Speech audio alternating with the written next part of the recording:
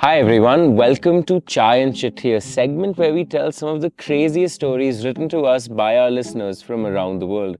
However, today this episode is a little special and a little different because we are joined by none other than the Pairs team. Drum roll. Sarba subjected us to a 6 a.m. call time for this location. Especially after what went down yesterday, that was a little difficult. But tell us, guys, where are we right now? What is this place? This was formerly built as a British reformatory, wherein they used to call a lot of people and treat them for different things. Later on, it was used for an administrative purpose, where they used to hold prisoners in these cells and maybe prosecute them or something like that, or run a case on them. Later on, it was also taken over by the Marathas, who use this as their stronghold because it has a vantage point on the top where they can see all the villages down there. So it has seen a lot of seasons, of different authorities, and a lot of violence as well. Is this place said to be haunted? Have you guys had experiences in your previous investigations? Yes, it has been. Okay. So I think it's better than any other Chai and Chithi set we've ever recorded. Yeah, actually haunted. You never know. There's not just the five of us over here. There may be many. Yeah, apart from our videographers. Yeah. We're right now in Matheran, and Aishwarya and I love calling it the mysterious mountains of Matheran. More than the alliteration, I mean, there is some truth to that statement, right? Because this town is known not just for many murders occurring here, but many supernatural events occurring here. Some of which Aishwarya and I were privy to yesterday, thanks to you guys, where we went. So I'd like to let's sort of break down yesterday's investigation that we did in terms of the stories. So first we went to a Jimkhana that was built in 1917. It was a Parsi Jimkhana. And you guys have investigated it before. You guys have felt certain entities before. Now, me and Aishwarya, I mean, do we believe in ghosts, Aishwarya, per se? What are your thoughts on? After yesterday, I don't even know what I believe in. When I went into it yesterday, I didn't think I was going to feel anything that I hadn't previously. And so you? I mean, I don't believe in ghosts, but I'm scared shitless of them. Yeah, same. Yesterday sort of had me really, at least thinking. It had me thinking, I'll say that. So we start with the Jimkhana. Tell us about this structure. Tell us about what went on, and then we can sort of debrief about what the psychometry that Savio did picked up on, and what did we pick up on in our investigations there. What is the structure though? So the structure, basically, it comes from, like you said, it was a Jimkhana. Like under operation for some years after the independence, but suddenly it just gets abandoned due to some reason. Could be any reason, no one knows exactly why, because there are many abandoned places across Matheran, like this one, and there are other places as well. But it was one of the horses that we came through. The horse guy, he informed us that there are stories and that his kids and his friends' kids, they never go to play at this particular place because we all saw that field outside the Jimkhana.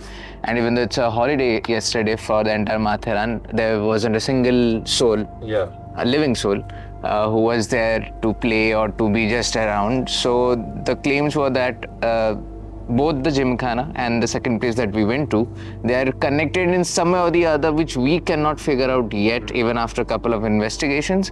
But the claims of the lady shouting and wailing in Marathi was the main reason why they stopped playing. But more than that, it was also the sounds that were coming from inside the Jimkhana. The kids were playing once and they heard someone calling their names or just calling them, and just one of them went to check and it was all abandoned. So that made them all shit scared and they just left. Then moments later and days later, other people too went through and they all have heard this female crying and asking for help, all in Marathi. And yesterday too, just to confirm the stories and to confirm the fear that is around the place, while you guys were doing your thing, two people just passed by and they shouted at us saying that ye bhoot bangla hai, idhar kya kar rahe ho tum log. So the stories are quite real for them, and as a part of what we do, as a part of our investigations, our job kind of to figure out if these stories are true or not. And we found the locations and we fixed a date and everything. But anyway, जैसे जो भी है, as a part of the investigation, they also do the psychic readings. Yeah. Which you guys did. And हमने जब investigation किया था, we were fortunate to get inside the Jimkhana, apart from just externally that we did yesterday. And I think that has a very different vibe as compared to what we felt. Whatever we felt outside, it just gets exponentially high when you are inside the Jimkhana. So when we entered the Jimkhana, let me paint the picture for our listeners. It was dusk, the sun was setting. It was very picturesque, right, Aishwarya? I think very pretty. The house was looking really pretty, and you guys briefed us on something called psychometry that we were supposed to do in the Jimkhana. So before we get into what we ended up doing and ended up actually seeing, because Pooja, Savio and I saw something, Aishwarya felt something. Can you speak just a little on what psychometry is? What is it that you asked us to do? Initially, I asked you guys to be open to the entire thing, where you're not judging anything, you're keeping an open mind and keeping your senses open to any kind of information that you all are gathering. It could be as audio, it could be as visual, it could be as an inner knowing, it could be intuitive, whatever. Because what happens is that a place gives us a lot of information, but we tend to discard it because of our own conditioning. So that was the whole point. And then yes, of course, the psychometry is a very important aspect with which you can gather information. So Savio, you briefed about the psychometry. Places, the heritage structures in Matheran are built by the Parsis. They used to use this the hill station as their holiday homes. So a lot of even in the pre-independence era, even the Britishers, the British royalties used to come over here, frequent these places. So there's a lot of data regarding their visits, the frequent visits over here that are trapped in these rocks, these trees, everything. Then I think the quantum fold, like how Sarbajeet said that there was a sudden abandonment. I guess that happened during the independence era, right? Post-independence, suddenly the energy completely changed, and we found a lot of abandonment. That's the reason a lot of these structures are dilapidated and not taken care of now. So a lot of focus afterwards was upon business, which was in the cities which were established, and these. He has a say for it. So a lot of these places remained dilapidated and completely abandoned. So afterwards, for whatever it was used, like for petty crimes or probably for some abuse or something like that, it was a very sorry state. So it depends on what frequency you're tuning in and what you're exactly trying to read of these rocks. You will get that information. So it's not always that you will read that a British royalty. You'll always read a Parsi gentleman just walking through. It may be a petty criminal just sharing the spoils, or someone who is abused around over here. You can see anything. So we try to find the haunts. What is exactly haunting it? It might not be a ghost. It might be just residual. It's just a residue of some event that has taken place over here. That is what psychometry is all about. So when we went into the Jimkhana, the things you told us to do was, and you guys can see visuals of this, which is place our hand on trees, place our hand on parts of the structure, so the pillars and whatnot, and just sit with that feeling and try to see if any vision or any other auditory sense comes to us. And so we did that for I think 20-30 minutes. Can you briefly tell us, Pooja, what you experienced while doing that yesterday? So what I was trying to do was that I was trying to find the difference between our previous visit and yesterday. Because previously when we visited this place, I was tuning into a female entity, and it was actually very bizarre the previous time, because there was this time when inside the Jimkhana where I was just strolling. I was going from one end of the Jimkhana to the other, and then back, and then forth, and then back, and I had no clue I was doing that. And then later I'm like, what the heck am I doing? And then I realized that, wait, I think I'm tuning into an entity, because I'm not realizing that I'm actually strolling in between. And after that, I had felt, as if, I mean, she was tortured. So I suddenly started feeling pain in my left arm. And then I was like, this is not my pain. What am I tuning to? Then I got the vision of a female being dragged by her hand, and I got a choky sensation. So she was kind of hung. Yeah, she was hung. So these were the things that I had received the previous time. And then when I was touching the surfaces and all, I was like, can I tune into the same energies again? Do I sense her again? But I didn't sense her. But instead, what I got yesterday was when I was standing near the staircase, which was right in the center of the entire Jimkhana, I distinctly saw from the peripheral vision 3 entities just walk across the wall. It was like, I felt it was like maybe like 2 male entities and a female entity. And it was very dark. I was feeling depressed, a very low feeling. And these were probably the entities which we couldn't help last time. I mean, they didn't want help. Yeah. So yeah, I couldn't tune into Gauri. That was the name of the girl that we figured out during the Estes. But yeah, I could sense the others still around, lingering. And you, Savio? Like I told you yesterday, I felt a lot of chaotic energy there. A lot of people just rushing out from there. The first time when we had been for the investigation, both Pooja and me sensed a lot of children just running around with animals or something like that. There was a lot of, abandonment. They were just running around, just cheerfully or whatever, something like that.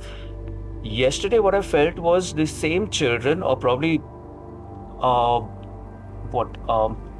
what is that called?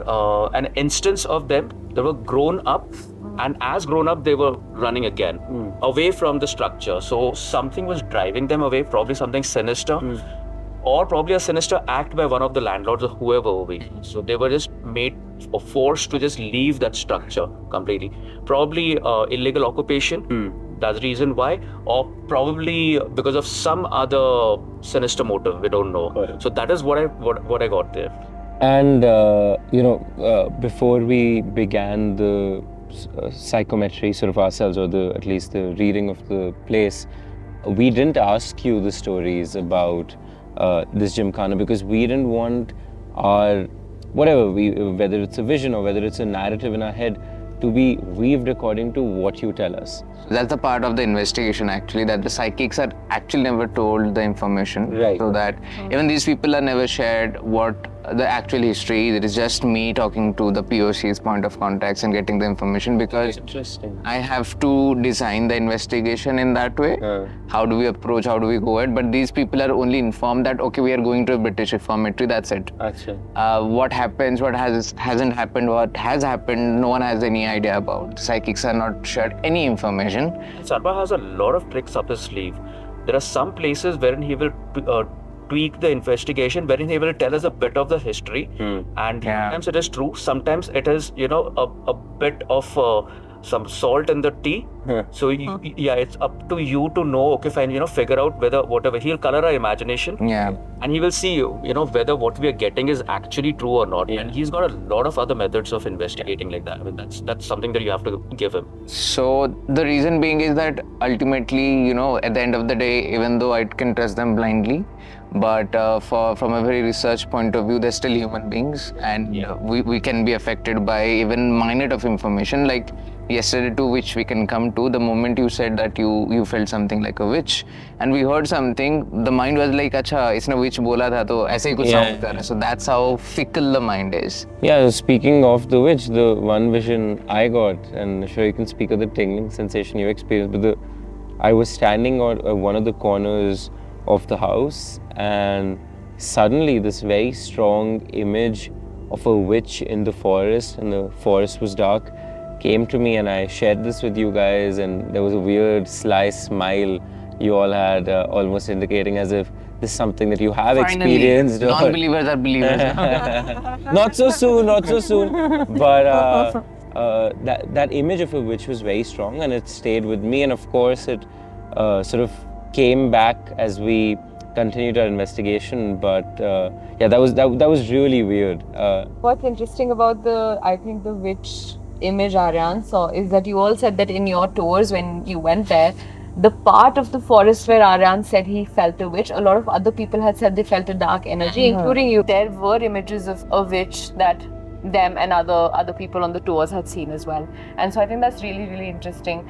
For me, I didn't visually see so much, but Savio had recommended to put our hands on part of the structure, and to me, this was interesting that some parts of the structure, but not other parts of the structure, made me feel a really, really strong tingly sensation on my palms. And if it had been all parts of the structure, had I touched them and I felt that way, then I could have chalked it up to my own imagination and me overthinking. But the fact that it was one single pillar of the house and one specific door, but not a tree and not the curtain, was very interesting for me. And that's something I think one of you felt a tingly sensation as well. Yeah.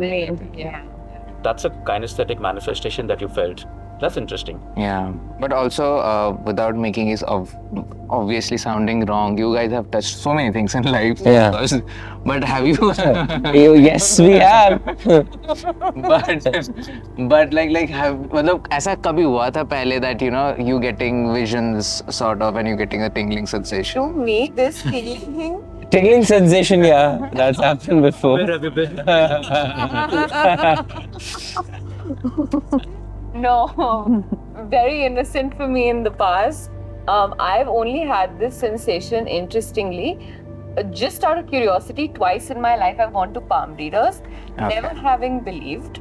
And each time there's been information that they've said to me that's been like eerily correct, but I still haven't fully believed despite that. But every time in the presence of those two women, they were both women both times, in their presence, when they hold my hands, when there are the cards on my hands, in their room, the specific room where they have the crystals and they have a sort of aura set up, I sound completely different to like what I actually believe right now. But those are the two times in my life where I felt that feeling, and yesterday was the third. So that's very interesting for me. So you are sensitive to energies. Otherwise, you won't have felt it even in the first time. Other places. So we did that reading of the Jimkhana, and then we set out to investigate it. We went to that part of the forest where I thought there was I saw the vision, like, it's just saying it out loud makes it weird, but the image of a witch, and we set out... A black witch, a dark witch, or a negative witch. Yeah. Not all witches are. Correct. A negative witch. That's true. And with the way sort of the forest was also dark. And so what are the devices we set out, and like briefly, what did we experience? During that particular spot, I think the whole idea was to confirm your reading particularly, because at the end of the day, if a particular person who is so sensitive or is a psychic to these energies, then it's important that the person gets a closure, and we could see that on your face that you want answers. So generally, we would have started with a lot of other gadgets, but the very basic gadget to check if there is actually an entity or an energy is the tri-field sensor. Tri-field sensor is a basic EMF sensor. The only good thing about it is that it is tri-axis. So XYZ, all the dimensions, it can go through. Meaning, some gadgets, for example, the K2 meter, which is commonly used, if you are holding it, let's say vertically, it will give you a particular reading. The moment you put it horizontally, it will switch. Because of its axis, they are not aligned to all the three sides. But tri-field, for example, even if you twist, turn, keep doing those things, the readings are constant because the sensors are all around. That's what makes it more reliable to be used. So I think the whole idea was just to confirm your reading, and we kept on asking if if there is a witch, which we didn't get. But then suddenly Savio got decided to talk in Marathi, which we have seen is a very easily in places of Maharashtra. Marathi is the most common language that spirits get connected to. Of course, we start in Hindi and English, but the moment we start talking in Marathi, things do get triggered. And that's happened too yesterday when he started talking in Marathi, and we were particularly asking 0.6, 0.7. And after a point, we got 0.7, confirming that it's there. And then we were kind of bombarded with the sounds that started happening all around, which disturbed us so much that we had to confirm it is coming from the hospital. With Ghungroo specifically, so Aryaan and I have talked about this often, but like most haunted places we go to, a lot of locals will tell the tale of hearing the sound of Ghungroo. Yes. To us, it was always that, okay, it's so quintessential of feminine presence and feminine energy that people are kind of equating it, and it's so typical, such a typical kind and of sort of picture. Monjalika witch, that sort of an image. Right.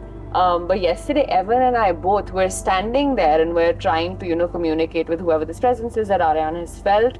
And Evan and I both really, at the same time, very strongly can hear the sound of someone walking in ghubrus. And I've never felt that before. We've joked about this caricature of the sort of female spirit. But it was so eerie. And yeah, there was only one conclusion, that the sounds were coming from a structure that was below the Jimkhana. And there were moments like this throughout that particular investigation where Savio, Pooja, Sarba, we all sort of heard something that had us, grinding our teeth. Or at least I was grinding my teeth. Their experience, they were like, this is normal. The EMF reader, or the tri-field reader in this case, was going up to, it was very hard to get it up to 0.7. I honestly at that point was very apprehensive of its veracity, because I was like, it's not really doing something. And I really had discarded that device until the next location we went to, which was mind-boggling. Kissa kursi ka. Oh, 35 again.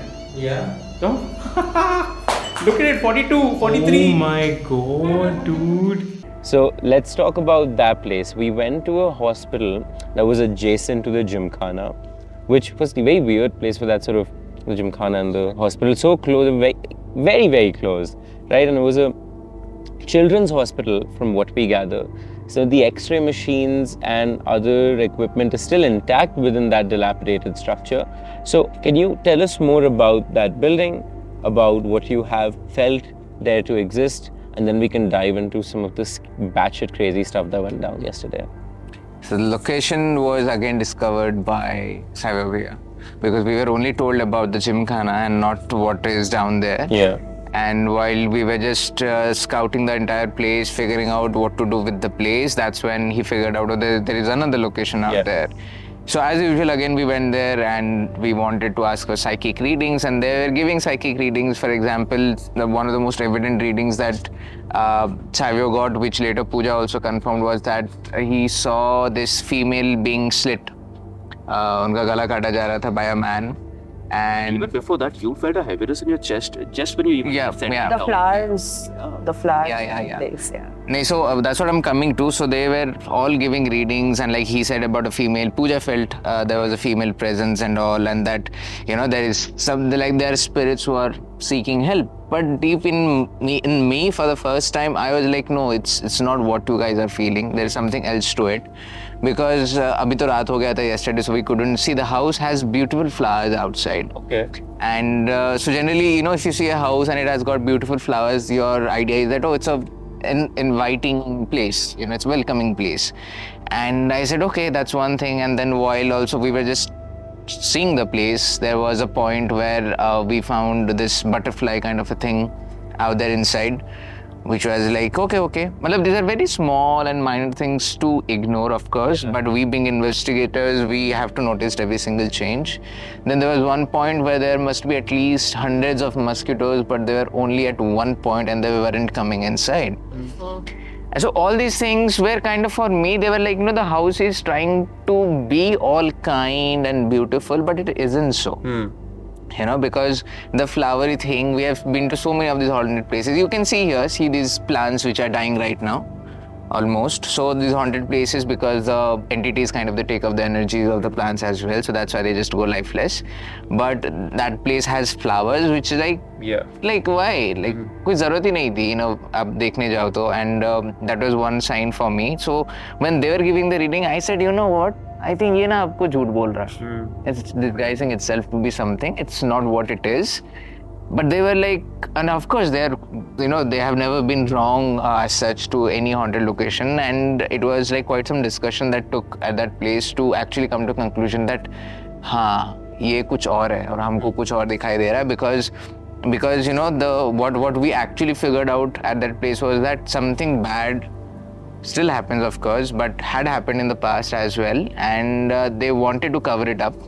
So whatever they wanted to do to cover it up, it is all there outside. So that's why you see the flowers, that's why you see the butterflies and all. But the evil and the darkness is still very much inside. So they have not released the darkness. The darkness is still inside, but for an outsider, it looks all fine and happy and a very photogenic place. But deep inside, you find the darkest secrets of that house. So when we went inside that hospital, there were no, we again did the sort of reading, Aishwarya. We didn't necessarily come out with anything. But one thing that stuck out to all of us and all of your folks on the tours that you've done at that place before is that oddly placed chair. And we were all just hell-bent on getting the Estes method done while sitting on that chair, and I volunteered because I've never done it before and I've always seen it and I was excited at the chance to do it. Can you guys briefly explain the Estes method before we get into what I was mumbling and how that was making sense, and then what Pooja was saying and how everything went super chaotic at that point? So what's the Estes method?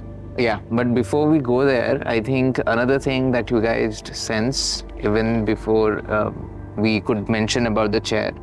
हमने आप लोगों को भी mention ही नहीं किया था about the chair, but you all felt that there is something with the chair, right? So yeah, that's what psychic readings are all about. So Estes method, of course, Estes method is not very Indian. It was invented by two EVP researchers, electro voice phenomena researchers out there in the US, and the whole idea was that whatever white noise the spirit box is spilling out, we concentrate it to a particular person and we blindfold them. Now the reason it is we are blindfolding a person because we are kind of shutting two important sensory perceptions at that particular point.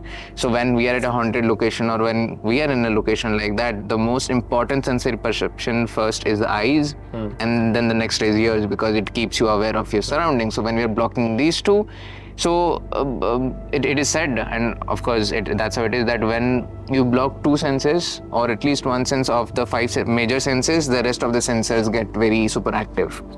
So the whole idea is that and Pooja is one of the best that we have got for Estes, because we all have tried and we have failed miserably in that, and we kind of make her the medium out there. Because because we have blocked her vision, we have blocked her ears, so she cannot hear us. So spirit box basically generates white noise. Now what it does is scans a lot of radio frequencies according to your command and your desires, of course, and you can control it. And how they are being scanned, either they're being scanned in from 89 to 108 or 108 to 89, that is completely up to us. But we being researchers and investigators, we put it to reverse, so that if any radio channel is talking about Pooja, it doesn't come out as Pooja. Yeah. It will be reversed. It will be reversed. So it comes out just like as random phonetics. And that just helps us to figure out if anything intelligent comes out, we know it's not from a radio channel. So that's the whole idea. So Estes method is one of the best methods actually to purely listen to the spirit world without getting influenced through your eyes or through your ears. That's why we block it. And the person who is going through, like you two yesterday, you had no idea what we were doing. We could all be just having party and you could be sitting out there talking to ghosts. And it was night time. You guys had blindfolded me. In my ears was a weird giz that was going on. You were humming some tune as well. It all sounds very kinky and stuff, but it's not. It's but all unfortunately it wasn't. It was a little scary to begin with, because I'm sitting on that chair, that god-awful chair. But then, Aishwarya, y'all begin asking questions.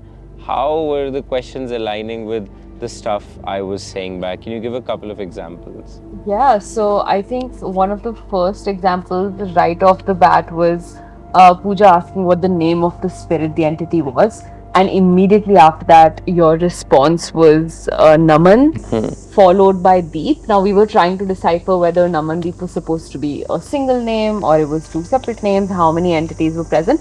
But every time we asked this entity if their name was Naman or if their name was Naman Deep, we had the EMF reader on us and it would completely go crazy. And there was a REM pod that we had placed in the adjacent room as well. And either on the EMF meter or on the REM pod, every time Pooja asked the question of the name of the entity being Naman or Deep, one of those two devices went. exactly at that time, and then every time Sarba asked the entity to get away from the REM pod would stop, and that happened multiple times over and over again, which to me was really freaky.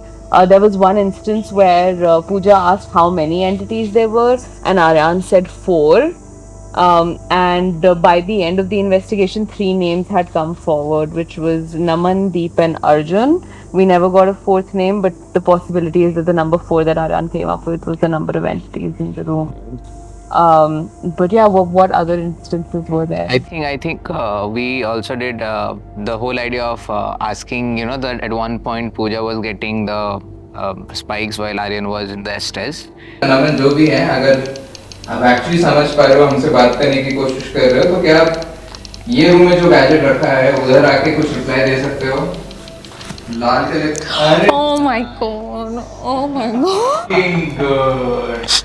धन्यवाद, thank you. Thank you so much. Calm down. Yeah. Thank you so much, Naman. बंद नहीं होता है. What is it? That was nice, Naman. Thank you. Thank you. आप अभी वापस जा सकते हो यहाँ से आप. And I asked, so it's called a spirit bridge, basically, where you are bridging the two gadgets and asking the spirit just to travel from one point to other. So we had done it in the past, but I really wanted to do it again because we were getting so much of the replies. So when Namandeep was giving replies there, I just asked Namandeep that, Namandeep, can you just come from that device to this device, the REM pod device, just to give me a confirmation? And I'm just, and that was the eureka moment for all of us. We were talking last night, because that just got us super excited, because we all are looking at Pooja's gadgets that is going spike. It stops there and starts the REM pod. Yeah. The Moment I completed the sentence, and then we are saying, thank you so much. Now can you please come back from the REM pod to this gadget again? It stops there and comes back to the EMF again. And I think every time I asked कि आप gadget पे मत दो, and हमारे जो दोस्त बैठे हैं, we want to hear from him. Yeah. There was something that was coming from. Yeah. Another really interesting thing to me was that when the REM pod was in a separate room and the EMF reader was in a separate room, only one of the 2 devices was going off at any given point in time. So that when the REM pod was going off, the EMF reader was not, and when the EMF reader was, the REM pod was. But then we switched to the other room Where the REM where the REM pod was placed, and now the EMF meter and the REM pod were in the same room.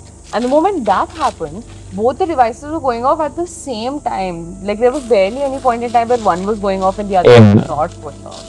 So that to me was very interesting. It clearly seemed like there was something that initially was traveling between the rooms and now is in the same room. Yeah, so I think coming to Pooja's Estes experience, right? I mean, firstly, why I got out of mine was I felt like there was something in front of me, and the density that just kept increasing to the point I didn't feel comfortable having a blindfold on and my senses obscured, so I just pulled it off and I was like, guys, And the I've had moment you said that I feel something in front of me, there was a light. Yeah, that was just placed, went that off. just went off. Angle. Light बंद हो गया. Did something go from in front of me right now? No, nothing. I mean, I can't hear you, but I'm telling you, I feel like something went. Light of हुआ होगा तो उनको लगा होगा actually. नहीं, बट उसका feel करना कि कोई गया और लाइट ऑफ होना was almost together. So we should ask him, did he feel कि कोई गया या फिर like बंद हुआ कुछ? Yeah, guys, I feel like something is in front of me.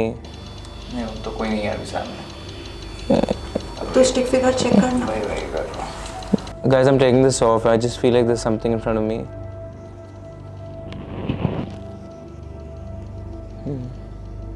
Yeah. So we did that, and then we moved the chair, like Aishwarya said, to the room where the REM pod was. Now, Pooja gets into the Estes seat. I am fortunately on the asking side of the equation this time, and I'm trying to make sense of the words Naman, Deep, Wahan hai, words that came up during the investigation. And speaking of the tri-field meter that was in Savio's hand. Now, this is a device. My battery completely died.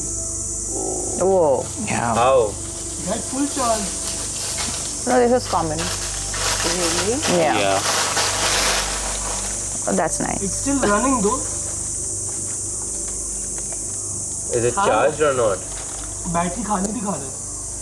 came with 70% charge. So our cameras were at 70% and we had to stop the shoot because it just died on us.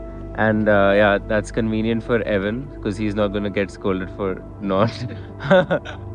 So he's going to blame spirits whenever he fucks up. But yeah, this is very, very weird. And we're sort of figuring out how to deal with the demons interfering with our batteries. Which brings me to the tri-field meter in Savio's hand at that moment, a device that I had discarded in because it was going from 0.4, 0.5, 0.7, minute readings. I can attribute that to change, very little change in the environment leading to that, and we spent a lot of time waiting for it to go to 0.7. So I was really not hopeful of this device. And then, oh my god, I mean, of course we're going to play the clips of that right now, but when we were asking Pooja questions, firstly the REM pod was going off, and if the REM pod goes off in and of itself, could be anything. But right when the REM pod was going off, the tri-field meter was reaching readings of 20, 30. At one point it was 42, exactly aligned with the REM pod going off. And compare that to like us trying to get a 0.7 in the location above. That reaching to like a 42. It's mad. It's wild. And like perfectly aligned. REM pod goes off. Pooja gives an answer. Tri-field meter. Kissa kursi ka. Oh, 35 again. Yeah. No? Look at it, 42, 43. Oh my god, dude. Nice. Thank you. Thank you. And then there was this point right towards the latter half of the Estes message. Pooja felt something, corroborated by Sarva's question. So what was that you felt, Pooja? There was this point I just felt as if someone was pulling my shirt. I initially felt that it was, one of you standing next to me, so I was just like trying to figure out if there's anyone. That's funny though. Because I don't know what's happening, what you guys are talking, but that was a very distinct feeling of my shirt being pulled. And right before that happened, Sarva, what did you? So right before we were asking questions and there were ticks and talks happening around the building, and just जो कि ऊपर हो रहा था, it came right from the next room जहाँ पे X-ray machine है, वहाँ से आवाज आई. And it was like, my reaction was here, it is very daring of the spirit to be so close and making that noise, because I'm just standing right there. Just one peek and I could have actually seen it manifesting, but of course we are not expecting because we all are hearing it from the top. And the moment that noise happened, that's when Pooja says that I felt like someone is pulling my shirt. Almost the same time. I think the spike started happening when we triggered the entity, when we told, this chair is something. The chair thing. Take the chair away. It was very possessive of that chair. And have you seen the meter go to those readings before? Is it common for it to? No, it's not. Behave like Common that? at all. Not at all. It has happened once before, I guess. Yeah, that's like, it's not so common, so it has happened only once. Like the maximum we have got, maybe let's say 6, 7, or, so it's these two places, the Jimkhana was where we got almost 35, 33, and then coming to the hospital, we got like a 42 highest, The highest, right. Which is not common at all. The Jimkhana, because the entity that Pooja was tuning in and she was just pacing up and down, was exactly where I was standing in the evening investigating. So whenever that entity used to come close, it used to spike, and after it used to come back again. And that time, the previous time you're telling, right? Yeah. So that was the time when Sarba said, I just saw something run. He finished his word run, and there was a spike. Spike. So I saw... In Savio's hand. Yeah, so, just to give you a visual explanation, let's say Savio is standing in that cloth wala, curtain wala window, which you guys saw yesterday. Exactly in front of it, and I'm just looking around. It was all dark, and I see something just run, like a shadowy figure, but like flash, that kind of a thing. And I'm like, "Yaar, kuch to bhaga," and like where I saw it ended, exactly Savio says spike went to 13 or 14 or something like that. So it's totally not common at all because these gadgets are calibrated in a particular way, and to get such an high intensity, getting in sync with what was happening with the REM pod, just showed that whatever it was standing right there and replying to our questions. You take it close to a human being, it doesn't go to... No, it will not go to any... It's like, spikes to 4 or 5. Yeah. Aishwarya, did you see anything or something? I think there were countless other weird instances throughout the evening over there. One being that really stood out to me was we were all just kind of standing in a circle and debriefing, and Sarva was standing this way and Evan was standing right in front of him, and Sarva immediately felt like there was something behind Evan, our videographer, and the moment he said he felt like there was someone walking behind, Evan said he felt and heard footsteps, and the moment Evan said that he felt and heard footsteps, the same light that had gone off when Aryaan was blindfolded, that same light went off at that exact moment. So like 3 occurrences of one person saying I saw someone, another saying I just heard someone, and the light going off, all happened at the same time within a like split second difference. So that was really, really eerie to me. That was a moment I had like chills all over. Something moved behind Evan also. You heard? And not heard it, I saw it. What the fuck? Light बंद हो गया.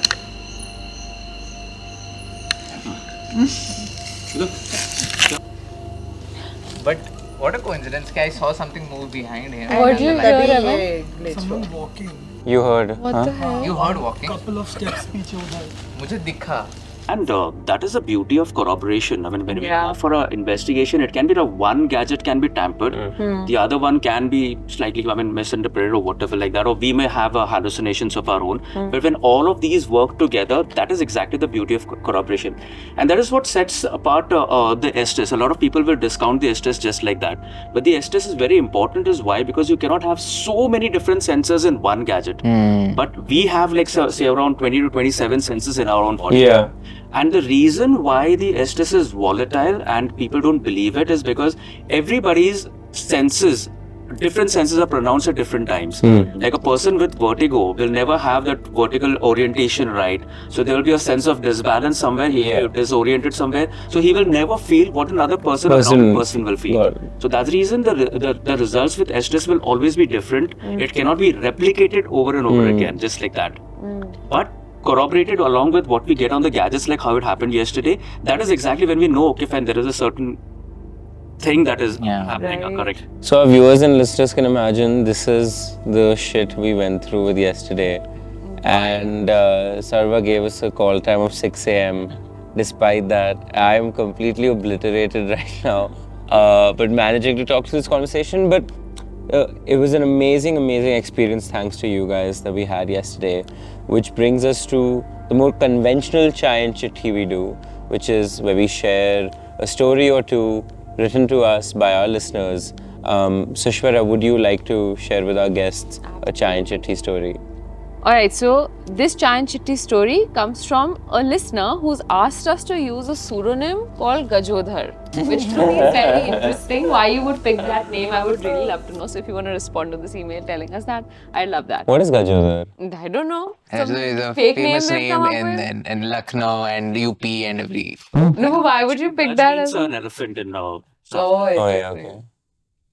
Alright, so Gajodhar has written this. Hi Aishwarya and Aryaan. Being an avid listener of Desi crime stories, I know how much you guys love reading and narrating spooky incidents from our lives. Here's mine. So the incident sets in the monsoon of 2016. I used to work in a BPO in Gandhinagar, which was scarcely populated back then compared to how it is now. I ended my shift at 3:30 a.m. and was headed home. It had rained heavily that evening, and so there was some water logged along the service road. I took my bike, left the office building, and was about 100 meters away, and it started raining. As it was getting a bit uncomfortable with the rain hitting my face, I stopped, tied my handkerchief on my face, and took off again.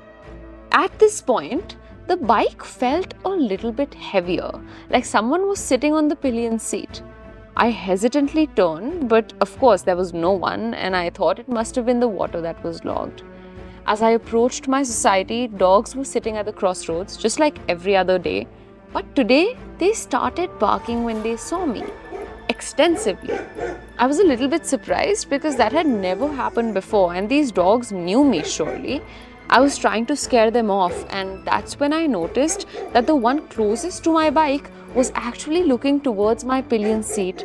And before I could react, the dog stopped barking and made a sound as if someone just slapped it. I was scared to death. I started my bike right away, but this time the bike felt lighter. I wasn't sure what was happening and didn't read much into it. The next day, I again logged out at 3:30 a.m. from work, but this time I decided to take the longer route, took the highway around to avoid the service road. But as I was approaching the roundabout, what I saw gave me goosebumps every time I think about it. I was approximately 100 meters away and I saw 3 men carrying a dead body on their shoulders at 3:40 a.m. I was shivering as I couldn't believe my eyes. 3 policemen were standing at the roundabout and none of them were even looking towards where the 3 people were going. Of course it was abnormal. If not interrogate, they would at least look, right? I came home, fell sick the next day, and then I couldn't eat for like 2 days as I was feeling a very strong stench from my food. I didn't like the lights to be switched on in my room. I told my grandma the whole thing, and then she called a Baba who wrote something on a banana leaf and put it on my tongue. I immediately started feeling dizzy and fell unconscious. When I woke up, I was normal. I'm not sure if I was possessed or if it was an illusion, but for me, this was a near-death experience. Thanks for reading. Gajodhar. You know the wonderful part right now, Aishwarya? We have experts to break the story. Precisely. So I have some questions about this. Yesterday with the pairs team, we were casually over dinner discussing how water is a good conductor of energies. This story touches on that theme a little bit. There was water logged, and that's when on a very, very rainy day, this person felt some sort of entity. Yes. Does this have anything? Do you think those two could be tied in this situation? See, I think when it comes to paranormal, there is always 2 sides of the story, and we know, considering our experience, how the human mind can be, like I said, we have been saying, manipulated, or it's always ready to find patterns. It is always ready to be manipulated. That's how the mind is. And of considering a situation like 3:40 or 3:45, whatever the time was, and seeing the water, and of course when there is rain, the environment is anyway a bit dense considering the morning. Sarva is Sas of Gajodhar's story. And so that there could be a very psychological angle to it as well. But of course we cannot deny the fact that how water can actually increase, or rains or thunderstorms or lightnings can trigger a lot of paranormal activities. Having said that, there needs to be a proper investigation to figure out if it was actually paranormal or just the mind playing around. We cannot just discount the story just like that. Yeah. Like for years, people have been thinking that women in white at night are ghosts. It took us so many years to debunk that. And now, right now, if we keep telling that, waterlogging and waterlogging and water. Wait, what's the explanation behind women in white? So it's a very simple one and an innocent one. So the few people from Christ University, Bangalore, I think, if I'm not taking a wrong name, hopefully, who were researching on this female in white, and they just, the very basic conclusion they came to was, what's the purest color in the universe? That's white. So it is said that the soul is very pure. It is the body that is impure, So when we die, the soul is released from the body. So if the soul is so pure and white is also equivalently so pure in the universe, then the soul must be something like white in color. And why the female? Because social norms, it's always a female witch and a female bhutni, chudail. It's all around the female thing that's goes on. Which is derogation, whereas a wizard is a male, So that's how the white color came in, and the sari was just an added factor by all the filmmakers. And I think now you guys know how difficult it is to actually see an entity. So actually seeing a complete manifestation in a white dress is the moment we get a case that भैया हमारे घर के ऊपर white sari में female चल रही है, we said case your house is not haunted. Just come out of the stories and So, I mean, where paranormal goes, actually I think there's a lot of unlearning that needs to be done. The way the mind is. So on the note of unlearning, going back to the story itself, is there some validity to the time 3:30 being inauspicious And like a lot of movies will play on this. A lot of even the stories we get will say, you know, it's that eerie hour. That's when I had a bad dream. That's when I woke up. That's when, you know, I heard a sound. Mostly people are sleeping at that time. So the circadian rhythm governs that you're supposed to be sleeping and supposed to be relaxed. You're supposed to be in your theta level of consciousness. That is your REM sleep, where you see a lot of dreams. Yeah. Then why did you have a call time of 6 a.m.? we have good breakfast. I think it will be taken.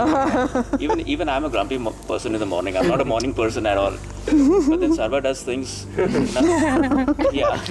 Horses waiting for us at 6:32. No, and I'm getting a call from him at 6 a.m. saying they are ready, horses are ready, come out whenever. And I'm like, what? Aryaan is still sleeping. Yeah, so that is there, what he said. Then another thing was, you know, the people getting up at 3 or 3 a.m. is actually a sign that the liver is not working well. That's a very basic reason. And especially if you have... yeah. Whatever you have. And so yeah, the whole idea is that the liver, your liver is supposed to perform this cleansing on your body when you are in that deep state of sleep, REM like you mentioned, and other sleep patterns. So if it is not able to perform that cleansing, it will send signs through the brain that something is wrong in the body, and that's when we get up. The jig is up. So speaking of stories of Gajodhar that might be suspect and his brain's playing tricks on him, is there one story you can leave our listeners with which aren't the brains playing tricks on you, which truly horrified you? Is there a tragedy story from your parents? Maybe we can listen. Nothing that horrified us. Nothing horrifies you guys. Yeah. That stood out. Yes, stood out and got us super excited actually. And super high, not in a very literal way, but in a spiritual way. No tingling. Yeah, no, nothing tingling actually. But even though we are on the mountains. Yeah. Yeah. So yeah, we were in Champavat, which is a hill station kind of near Nainital. Not near Nainital, but yeah, Nainital is the next big city out there. And we went there to investigate one of the most famous haunted locations in the country, the Bot Mount Church. So we went there to investigate this church. Now the church ke pehle, the whole idea was to investigate a hospital that is adjacent to it. And the hospital ki kahani hai ki there was a Dr. Morris out there during the British era. And he was a very good doctor when suddenly he started predicting death. And people thought that he's all God and Messiah because he's not predicting death. So if he points out to a patient that patient is going to die on August 29th, that person is going to die on August 29th. Okay. And then all of these people who were appointed to be not killed, of course, like that they were supposed to be dead, they were taken to this room, like a room like that, and that room was called Mukti Kotri. Okay. Now Mukti Kotri, if you translate it to English, is like the room for enlightenment, you know, and you get your salvation and stuff. So it was all going good, that he's predicting, people are dying, people are also getting cured by what he was doing. But years later, when he got shifted, another British officer came in and he was like, how come every untimely death has Dr. Morris as the supervisor, every patient has Dr. Morris as the supervisor. Right.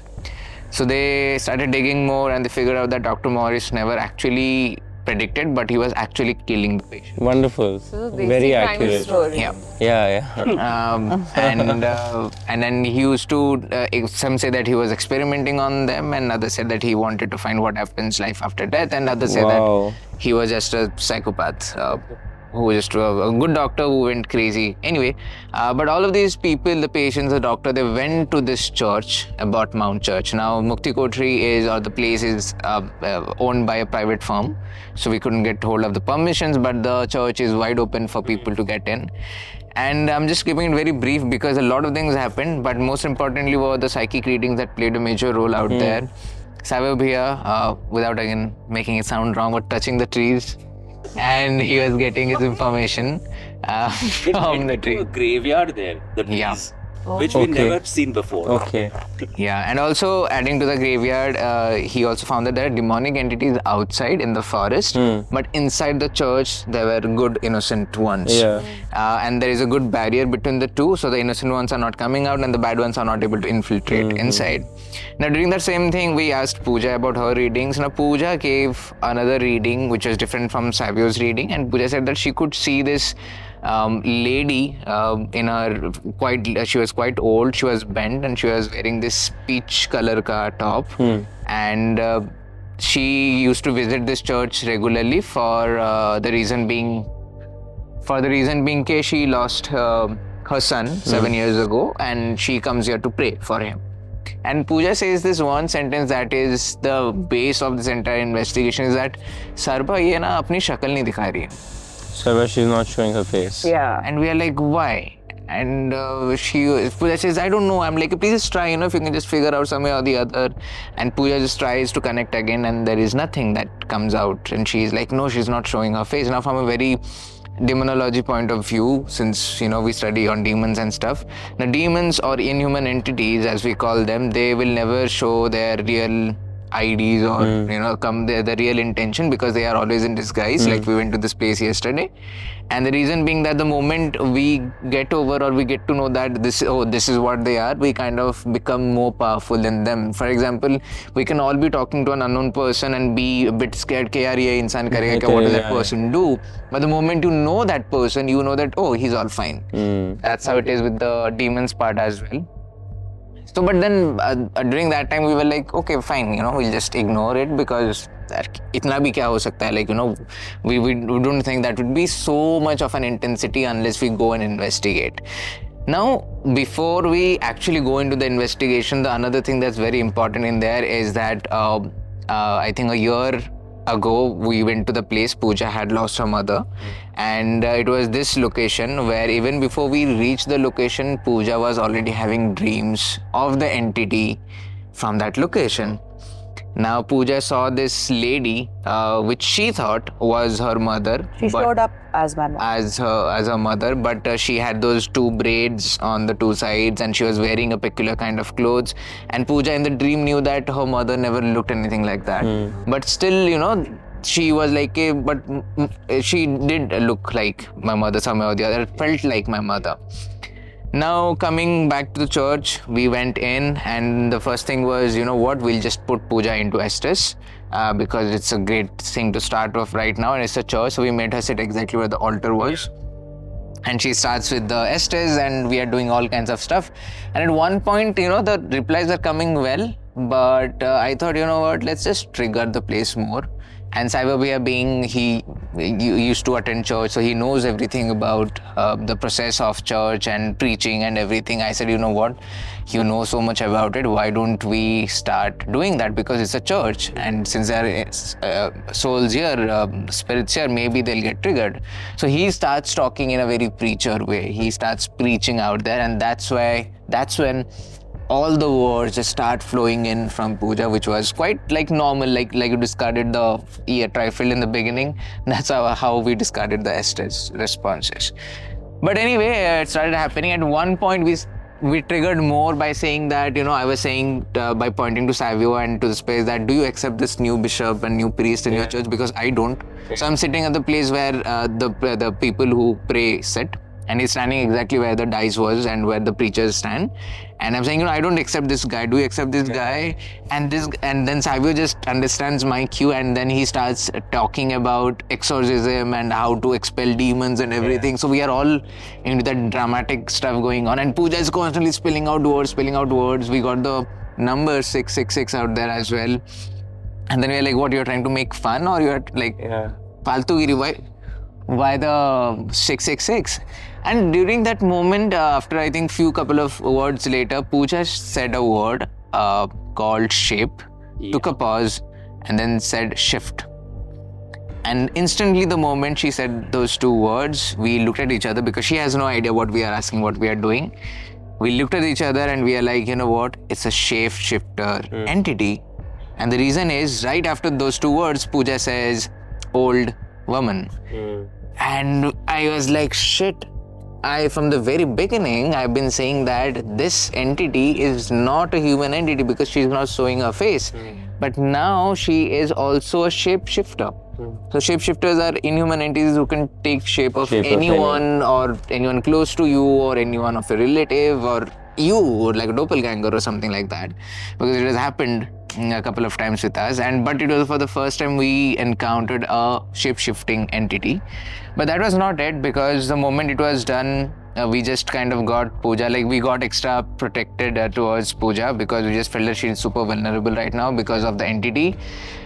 That night, we wrapped it up, of course. That night we went back hotel and Pooja again saw this entity, but this time again it has shapeshifted to another form, and this time she is now dhamka rahi hai basically Pooja ko that I am not going to leave you yeah. in my dream. And I think this shape-shifting, as you said, the shape-shifting entity is representational of the entire place there. Yeah. Because Dr. Morris was very benevolent for a start. Everybody then thought it, and he Shifted. shifted, his entire energy shifted. So probably that entire land over there caught up this energy and showed it to Pooja, like, this is what I can go to. Yeah.